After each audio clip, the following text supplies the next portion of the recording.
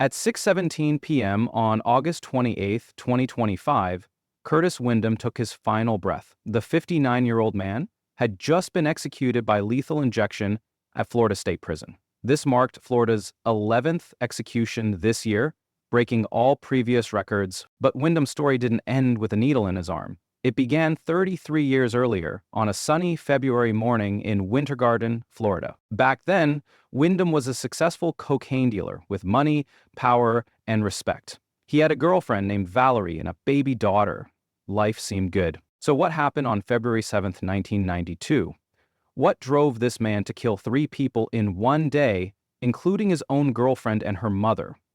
And why did the victims' families beg the state not to execute him? Welcome to The Final Hour, where we explore the final moments of those who faced ultimate justice. If you find these stories compelling, please like this video and subscribe for more true crime documentaries that examine the complex world of crime and punishment. February 7th, 1992.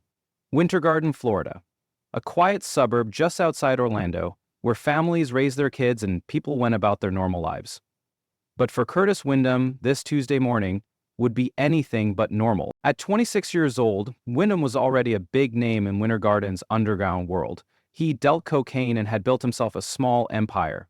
People knew him, people respected him, and people owed him money. That morning, Windom met with a friend who had some news about Johnny Lee, a guy who owed Windom $2,000.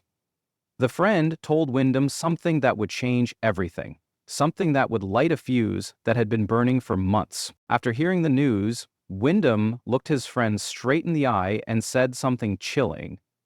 "You're gonna read about me." This wasn't the beginning of Curtis Windom's story. This was the breaking point. For months, maybe even years, tensions had been building. Money problems, trust issues, paranoia about who was talking to the police. All of it was about to explode in the most violent way possible. To understand what happened that day, you need to know who Curtis Windom really was. At 26, he wasn't just some small-time dealer selling drugs on street corners. Windom had built something bigger in Winter Garden. He had money, influence, and a reputation that opened doors and settled disputes. In the early 1990s, Winter Garden was the perfect place for someone like Windom to operate. Close enough to Orlando for business, but far enough away to avoid too much attention. Windom knew everyone, and everyone knew him. He drove nice cars, wore expensive clothes, and always had cash in his pocket. But success in the drug world comes with a price. Windom was becoming increasingly paranoid about police informants. Every conversation felt dangerous. Every new face looked suspicious. He started wondering who he could really trust. At the center of his personal life was Valerie Davis, his 27-year-old girlfriend. They had a baby daughter together, and Valerie lived with her mother, Mary Lubin, in a nearby apartment. To the outside world, they looked like a normal young family trying to make it work. Then there was Johnny Lee, Windom's supposed best friend. Johnny was 23 and owed Windom $2,000 from a drug deal gone wrong. For months, Johnny had been promising to pay it back, but the money never came. Windom was getting tired of waiting. What made everything worse were the rumors floating around Winter Garden. People whispered that Johnny and Valerie were having an affair behind Windom's back. Others said certain people were talking to the police, giving up names and details about drug operations.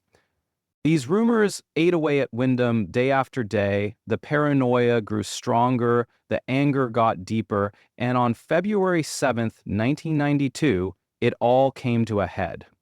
To understand the tragedy that was about to unfold, you need to know the people whose lives would be forever changed that February morning. First, there was Johnny Lee. At just 23 years old, Johnny was supposed to be Windom's best friend. They had grown up together in Winter Garden, shared secrets, and done business together. But Johnny owed Windom $2,000 from a drug deal, and that debt was eating away at their friendship. Johnny kept making promises he couldn't keep, and Windom was running out of patience. Then there was Valerie Davis, Windom's 27-year-old girlfriend and the mother of his baby daughter. Valerie was trying to balance her relationship with a drug dealer while raising their child. She lived with her mother and tried to keep some distance from Windom's business, but that was impossible when you're dating someone like Curtis Windom. Valerie's mother was Mary Leuven, a 41-year-old woman who just wanted the best for her daughter and granddaughter.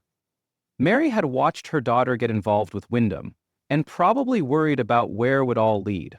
She had no idea she would become a target simply for being in the wrong place at the wrong time. Finally, there was Kenny Williams, a man Windom suspected of being a police informant. In Windom's paranoid mind, Kenny represented everything he feared most: betrayal and the threat of prison. These four people were connected by the dangerous world of Winter Garden's drug scene. Money, loyalty, and trust were the currencies that kept relationships alive. But when those currencies ran out, the results could be deadly. What none of them knew was that Curtis Windom had reached his breaking point. The web of relationships that had once protected them was about to become their trap. The news that would trigger everything came from an unexpected source. That morning, a friend approached Windom with information about Johnny Lee. Johnny had been at the Greyhound racing track the night before, trying his luck at the dogs. Johnny won some money last night, the friend told Windom, but it was only $114. For most people, winning $114 at the track would be good news. But for Curtis Windom, this was the final insult. Here was Johnny Lee, the man who owed him $2,000, gambling away money instead of paying his debt. Even worse, Johnny had only won a measly $114, not even close to what he owed. In Windom's mind, this proved everything he had been thinking. Johnny was playing him. Johnny didn't respect him. Johnny thought he could get away with anything because they were supposed to be friends. The paranoia that had been building for months suddenly crystallized into pure rage. Everyone was playing him. Everyone thought Curtis Windom was weak. Windom looked at his friend with cold determination and repeated the words he had said earlier. "You're gonna read about me." The decision was made. Today would be the day of reckoning. At 11:51 in the morning, Curtis Windom walked into the Walmart in Winter Garden with a clear purpose. He wasn't there for groceries or household items. He was there to buy the tools he needed for what he was about to do. Windom approached the sporting goods counter and calmly purchased a gun and a box of 50 shells. The clerk had no idea they were selling weapons to a man who was about to commit multiple murders. To them, Windom probably looked like any other customer, buying a gun for protection or hunting. But Windom's mind was already made up. The gun wasn't for protection, it was for revenge. After leaving Walmart, Windom drove through the familiar streets of Winter Garden looking for Johnny Lee. It didn't take long to find him. Johnny was standing in broad daylight, probably not expecting any trouble from his old friend. Johnny says, "Hell yeah, that was awesome. I didn't want to yell at that guy. It was the funniest thing that ever." Multiple witnesses were around when Windom pulled up in his car. What happened next shocked everyone who saw it. Without getting out of his vehicle, Windom fired 2 shots into Johnny's back. Johnny fell to the ground, wounded but still alive. That's when Windom made the decision that would seal his fate forever. He got out of the car, walked over to where Johnny was lying helpless on the ground, and fired 2 more shots at close range. Johnny Lee, the 23-year-old who had grown up with Windom, was dead. The witnesses couldn't believe what they had just seen. This wasn't a heat-of-the-moment fight that got out of hand. This was cold-blooded execution. But Windom wasn't finished. His rage was still burning, and there were more people on his list. He drove to Valerie's apartment, where she was having a normal conversation on the phone with a friend. Valerie had no idea that the father of her child was about to walk through her door with murder on his mind. When Windom entered the apartment, he didn't say a word. There was no argument, no explanation, no chance for Valerie to defend herself or beg for her life. He simply raised the gun and shot her twice in the chest. Valerie's friend Cassandra Hall witnessed the entire thing. She watched in horror as the woman she was talking to was gunned down by her own boyfriend. Valerie Davis, the mother of Windom's baby daughter, died instantly. Outside the apartment, Windom spotted Kenny Williams, the man he suspected of being a police informant. The paranoia that had been eating away at Windom for months now had a target. "You've been talking to the cops, haven't you?" Windom demanded. Before Kenny could answer or defend himself, Windom shot him. Unlike the others, Kenny Williams would survive this encounter, but only after spending 30 days fighting for his life in the hospital. The final victim was Mary Leuven, Valerie's 41-year-old mother. Mary had heard about the shooting at her daughter's apartment and was driving there to see what had happened. She had no idea she was driving straight into danger. Mary stopped at a stop sign, following traffic laws like any normal driver. That's when Windom approached her car. Mary Lubin had done nothing wrong. She wasn't involved in drug deals or money disputes. She was just a mother worried about her daughter. Windom shot her twice while she sat in her car. Mary died instantly, becoming the third murder victim in Curtis Windom's rampage. By now, police were swarming Winter Garden. Reports of multiple shootings had triggered a massive response. Officers evacuated a local school as a precaution and launched a manhunt for the gunman. They found Curtis Windom hiding in a house not far from the crime scenes. When police surrounded the building, Windom didn't resist. The man, who had just killed 3 people and wounded another, surrendered without a fight. The rampage was over, but the consequences were just beginning. By November 1992, Curtis Windom sat in a Florida courtroom facing the most serious charges possible. The evidence against him was overwhelming. Multiple witnesses had seen him kill Johnny Lee in broad daylight. Cassandra Hall had watched him murder Valerie Davis. The physical evidence tied him to all 3 crime scenes. The prosecution painted a picture of a cold-blooded killer who had methodically planned and executed 3 murders in a single day. They argued that Windom had bought the gun with the specific intention of killing people, then carried out his plan without mercy or hesitation. The jury didn't take long to reach their decision. They recommended the death penalty for Curtis Windom. When the judge announced the sentence, the courtroom erupted in emotion. Windom would receive 3 death sentences for the murders of Johnny Lee, Valerie Davis, and Mary Lubin. He also got 22 years for the attempted murder of Kenny Williams. The judge cited 2 main aggravating factors that justified the death penalty. First, Windom had a prior violent felony conviction showing a pattern of dangerous behavior. Second, the murders were cold, calculated, and premeditated. This wasn't a crime of passion or a moment of temporary insanity. Windom had planned these killings and carried them out with chilling precision. But perhaps the most heartbreaking moment came when the court played a recorded conversation between Windom and his mother, Lena Windom. Both mother and son wept as they listened to the tape from their jail visit shortly after the murders. "I love you, child," Lena told her son through tears.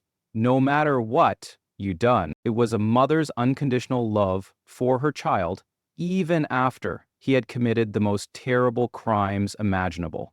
But love couldn't change what had happened, or what was coming next. With the judge's gavel falling, the legal machinery of death began its long, slow journey. Curtis Windom was now officially on death row, beginning what would become a 33-year wait for his final day. The appeals process would drag on for decades, but the outcome had been decided. In that November courtroom, Curtis Windom's life now depended on his lawyer, but he couldn't have gotten worse representation if he had tried. His court-appointed attorney was Ed Lenster, a man who would later prove to be completely unqualified for such a serious case. In 1992, Florida had no requirements for specialized training when it came to defending death penalty cases. Any lawyer could be assigned to represent someone facing execution, regardless of their experience or competence. This system was about to fail Curtis Windom in the worst possible way. Ed Leinster had serious personal problems that affected his ability to do his job. He had been arrested for drunk driving 7 times, showing a pattern of alcohol abuse that would eventually destroy his career. Later, Leinster would serve 5 years in prison after a DUI crash that seriously injured a woman, but the most damaging failure was Leinster's complete inability to handle the mental health aspects of Windom's case. Capital defense requires lawyers to investigate every possible mitigating factor that might save their client's life.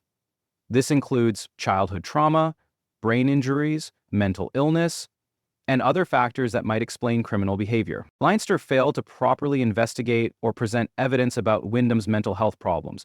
He didn't bring in the right experts or build the kind of defense that might have saved Windom's life. As later appeals would argue, Leinster was simply out of his league when it came to handling such a complicated case. For the next 3 decades, Windom's appeals would focus heavily on the inadequate representation he received. His new lawyers argued that if he had been properly defended, the outcome might have been different. They claimed that evidence of mental health issues should have been presented to the jury during the penalty phase of his trial, but the courts repeatedly rejected these arguments. The legal system had failed to protect Curtis Windom from incompetent representation, and now it was failing to fix that mistake. This was the reality of capital punishment in 1990 Florida, a system where life and death decisions could depend on the luck of which lawyer you got assigned. The most tragic victim of Curtis Windom's crimes might have been his own daughter, Curtisia. She was just a baby when her father killed her mother and grandmother in a single day. In one moment of rage, Curtis Windom had destroyed his daughter's entire world. Growing up without a mother is hard enough, but Curtisia had to live with something much worse. She had to grow up knowing that her own father was the reason her mother was dead. The weight of that knowledge would shape her entire childhood. Despite everything, Curtisia maintained a relationship with her father through regular visits to death row. She would sit across from him in the prison visiting room, separated by thick glass, trying to build some kind of connection with the man who had taken everything from her. When Curtisia turned 11, she finally learned the full truth about what her father had done. It hurt, she would later say. It hurt a lot. Life was not easy growing up. But Curtisia wasn't the only family member affected by Windom's crimes. Channing Ellison, Valerie's other daughter, also had to grow up without her mother. Jeremy Lee, Johnny's son, lost his father that same day. These children became connected by tragedy, all victims of Curtis Windom's violence. Over the next 33 years, something remarkable happened. The family members began a journey toward forgiveness that most people would find impossible to understand.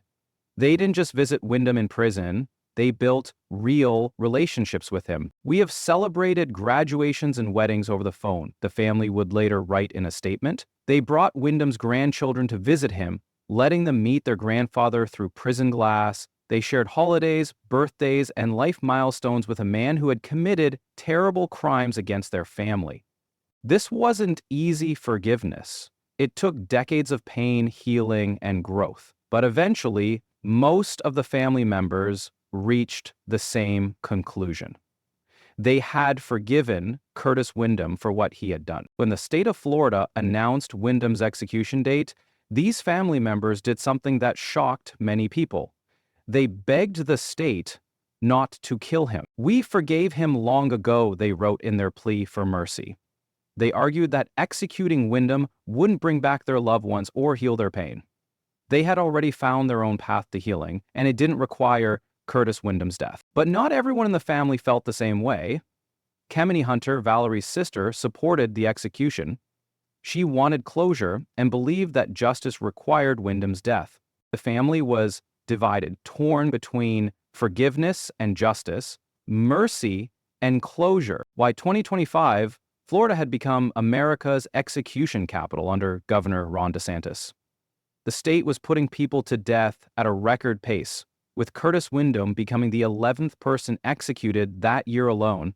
This was unprecedented in Florida's history. The previous record for executions in a single year was 8, set back in 1984, and matched again in 2014. But DeSantis was signing death warrants faster than any governor before him. There are some crimes that are just so horrific, DeSantis had said earlier that year, the only appropriate punishment is the death penalty. For DeSantis, executions weren't just about justice, they were about politics. He was building a reputation as a tough-on-crime governor who wouldn't hesitate to use the ultimate punishment. 30 days before Windom's scheduled execution, state officials contacted the victim's family members with a question that shocked them. "Would you like to witness Curtis's execution?" When the family members said no and explained that they had spent years advocating against the execution, they were told something that revealed the true nature of the process. There's nothing you can do to stop it from going forward. The state didn't care about the victims' families' wishes.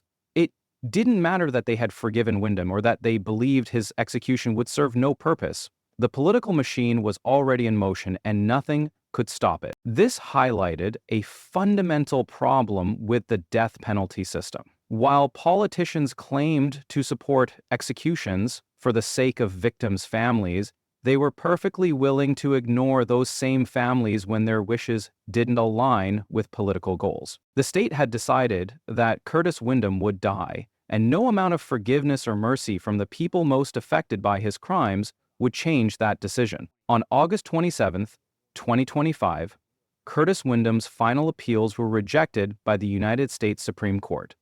After 33 years of legal battles, his time had run out. Windom woke up at 5:00 a.m. on August 28th, knowing it would be his last day alive.